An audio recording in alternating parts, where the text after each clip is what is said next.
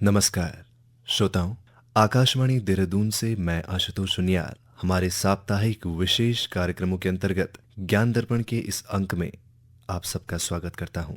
कार्यक्रम की शुरुआत में मैं आपको बताना चाहता हूं कि आकाशवाणी देहरादून से सोमवार से शनिवार तक हर रोज शाम 7:50 पर विशेष कार्यक्रम संचालित किए जाते हैं, जो इस प्रकार हैं।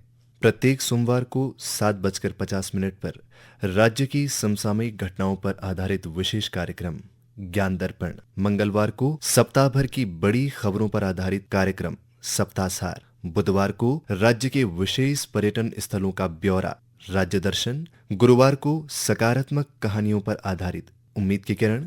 शुक्रवार को किसी विशेष विषय पर साक्षात्कार विषय संवाद। और शनिवार को विभिन्न योजनाओं पर आधारित विशेष कार्यक्रम योजना संवाद का प्रसारण किया जाता है।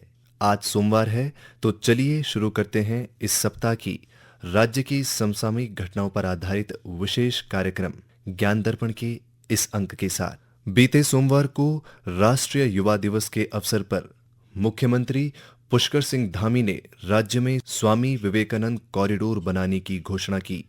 उन्होंने कहा कि स्वामी विवेकानंद ने पश्चिमी जगत को न केवल भारत की आध्यात्मिक शक्ति से परिचित कराया, बल्कि संपूर्ण विश्व को सनातन संस्कृति के ज्ञान, विवेक और मूल्यों में समस्त मानवता का कल्याण निहित होने का संदेश भी दिया। श्रोताओं, स्वामी विवेकानंद का जन्म 12 जनवरी 1863 को कोलकाता में हुआ। उनका मूल नाम नरेंद्र नाथ दत्त था। बचपन से ही वे तीव्र बुद्धि, तर्कशील स्वभाव और सत्य की खोज में रुचि रखने वाले थे। वे आध्यात्मिक गुरु रामकृष्ण परमहंस के शिष्य बने, जिनसे उन्हें वेदांत और भक्ति का गहरा ज्ञान मिला। स्वामी विवेकानंद ने भारतीय संस्कृति और वेदांत दर्शन को विश्व मंच पर प्रतिष्ठा दिलाई और उनका सबसे प्रसिद्ध भाषण 1893 में विश्व धर्म संसद शिकागो में हुआ। इस भाषण में उन्होंने सभी धर्मों की समानता, सहिष्णुता और मानवता के सार्वभौमिक संदेश को प्रभावशाली ढंग से प्रस्तुत किया और इससे पूरे विश्व में भारत की आध्यात्मिक पहचान सुदृढ़ हुई। उनका जीवन संघर्षों से भरा रहा। संन्यास्त होने के बाद उन्होंने पूरे भारत की यात्रा की और देश की दयनीय सामाजिक स्थिति को करीब से देखा। वो देश में व्याप्त निर्धनता, अशिक्षा और जातिवाद से बहुत दुखी थे और इसी पीड़ा से प्रेरित होकर उन्होंने सेवा और शिक्षा को धर्म का अंग माना। 1897 में उन्होंने रामकृष्ण मिशन की स्थापना की, जिसका उद्देश्य नर सेवा ही नारायण सेवा था। कम उम्र में ही अथक और कठोर परिश्रम करते हुए और तमाम बीमारियों से जूझते हुए भी भारत के लोगों के आत्मगौरव को जगाने और उन्हें जागरूक करने के लिए उन्होंने अथक और कठिन परिश्रम किया। बीमारियों और अत्यंत कठोर परिश्रम के चलते 39 वर्ष की अल्पायु में ही उनका देहांत हो गया। युवा परिवर्तन ला सकते हैं, इस बात को वे गहराई से समझते थे।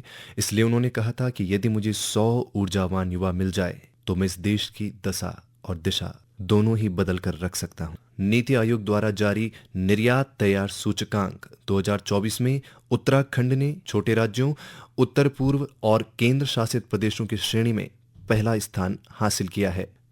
निर्यात तैयारी सूचकांक यानी एक्सपोर्ट प्रिपेयर्डनेस इंडेक्स या ईपीआई वो सूचकांक है जो ये मापता है कि भारत के अलग अलग राज्य और केंद्र शासित प्रदेश निर्यात के लिए कितने तैयार हैं। भारत सरकार का उद्योग और आंतरिक व्यापार संवर्धन विभाग DPIIT इस सूचकांक को जारी करता है। निर्यात तैयारी सूचकांक या ईपीआई का उद्देश्य है राज्यों की निर्यात क्षमता का आकलन करना, निर्यात में कमजोर क्षेत्रों की पहचान करना, राज्यों के बीच स्वस्थ प्रतिस्पर्धा को बढ़ावा देना और वोकल फॉर लोकल ग्लोबल को मजबूत करना। निर्यात तैयारी सूचकांक को 4 आधारों पर मापा जाता है। पहला, नीति, जिसके अंतर्गत राज्य की निर्यात नीति, निवेश प्रोत्साहन और व्यापार में आसानी यानी ईज ऑफ डूइंग बिजनेस शामिल है। दूसरा, व्यावसायिक पारिस्थितिकी तंत्र, बिजनेस इकोसिस्टम। इसमें micro, small and medium enterprises समर्थन, स्टार्टअप व औद्योगिक क्लस्टर और वित्तीय सुविधाएं शामिल हैं। तीसरा आधार है निर्यात पारिस्थितिकी तंत्र यानी एक्सपोर्ट इकोसिस्टम। इसमें लॉजिस्टिक्स, बंदरगाह, सड़क, वेयरहाउस और कस्टम्स व ट्रेड फैसिलिटेशन शामिल हैं। और चौथा आधार है निर्यात प्रदर्शन यानी एक्सपोर्ट परफॉर्मेंस। इसमें निर्यात का मूल्य, विविधता और निर्यात में वृद्धि दर शामिल हैं। निर्यात तैयारी सूचकांक या ईपीआई इसलिए महत्वपूर्ण है क्योंकि इससे राज्यों को पता चलता है कि वे कहाँ पीछे हैं। केंद्र और राज्य सरकार को नीति सुधार में मदद मिलती है। श्रोताओं, हालिया रिपोर्ट के अनुसार मसूरी, मुक्तेश्वर और नैनीताल जैसे हिल स्टेशनों पर तापमान सामान्य से 6 डिग्री सेल्सियस तक ज्यादा पहुंच गया है। दिसंबर और जनवरी में बारिश की एक बूंद भी नहीं गिरने, बर्फ की कमी और कमजोर पश्चिमी विक्षोभ के कारण ये हालात बने हैं। मौसम विज्ञान केंद्र देहरादून के निदेशक डॉक्टर CS तोमर के अनुसार सर्दी के मौसम में इस बार बारिश, बर्फबारी नहीं हुई, जिसका कारण है पश्चिमी विक्षोभ का बेहद कमजोर होना। श्रोताओं, विक्षोभ का सामान्य अर्थ है किसी सामान्य अवस्था में डिस्टर्बेंस या व्यवधान का उत्पन्न होना। पश्चिमी विक्षोभ एक मौसम प्रणाली है जो भूमध्य सागर में उत्पन्न होकर पश्चिम दिशा से चलकर भारत के उत्तरी भागों तक पहुंचती है और बारिश या बर्फबारी का कारण बनती है। इसे विक्षोभ इसलिए कहा जाता है क्योंकि यह सामान्य शांत मौसम व्यवस्था को बिगाड़ देता है। सबसे पहले तापमान की भूमिका आती है। पृथ्वी पर सूर्य की गर्मी हर जगह समान नहीं पड़ती। पश्चिम एशिया और भूमध्य सागर के आसपास समुद्र के कारण वातावरण में नमी और तापमान में अंतर बनता है। जब किसी क्षेत्र में हवा गर्म होती है तो वह हल्की हो जाती है और ऊपर उठने लगती है। गर्म हवा के ऊपर उठने से उस क्षेत्र में निम्न वायुदाब यानी लो प्रेशर बन जाता है। निम्न दाब का मतलब है एक ऐसा क्षेत्र जहां हवा की कमी हो। इस कमी को पूरा करने के लिए आसपास के क्षेत्रों से हवा उसोर बहने लगती है और इसी दाब के अंदर से वायु चलती है। समुद्र के ऊपर से बहने वाली ये हवा अपने साथ नमी लेकर चलती है। इस प्रक्रिया को वाष्पन कहा जाता है, जिसमें समुद्र का पानी गर्म होकर भाप बनता है और हवा में मिल जाता है। हवा इस जल वाष्प को उठाकर आगे बढ़ाती है। जब यह नमी युक्त हवा पश्चिम से चलकर भारत के उत्तरी भागों, विशेषकर हिमालयी क्षेत्रों तक पहुंचती है तो पहाड़ों से टकराकर ऊपर उठने लगती है। ऊपर उठते समय हवा ठंडी हो जाती है। ठंडी होने पर हवा में मौजूद जलवाष्प संघनित होकर यानी कंडेंस होकर बादल बना लेते हैं। जैसे जैसे बादलों में जलकण आपस में मिलकर भारी होते जाते हैं, वे अपने भार के कारण नीचे गिरने लगते हैं। इसी प्रक्रिया को वर्षा कहते हैं। सर्दियों में तापमान कम होने के कारण यही वर्षा कई बार बर्फबारी के रूप में होती है और यही कारण है कि उत्तराखंड और उत्तर भारत में सर्दियों की बारिश का मुख्य कारण पश्चिमी विक्षोभ होता है। और कार्यक्रम के अंत में आपको बता दें कि बीते रविवार को नंदा देवी राजजात समिति ने यह निर्णय लिया है कि उच्च हिमालयी क्षेत्रों में बर्फबारी की आशंका और श्रद्धालुओं की सुरक्षा के मद्देनजर वर्ष 2026 में प्रस्तावित नंदा देवी राजजात यात्रा अब वर्ष 2027 में आयोजित की जाएगी।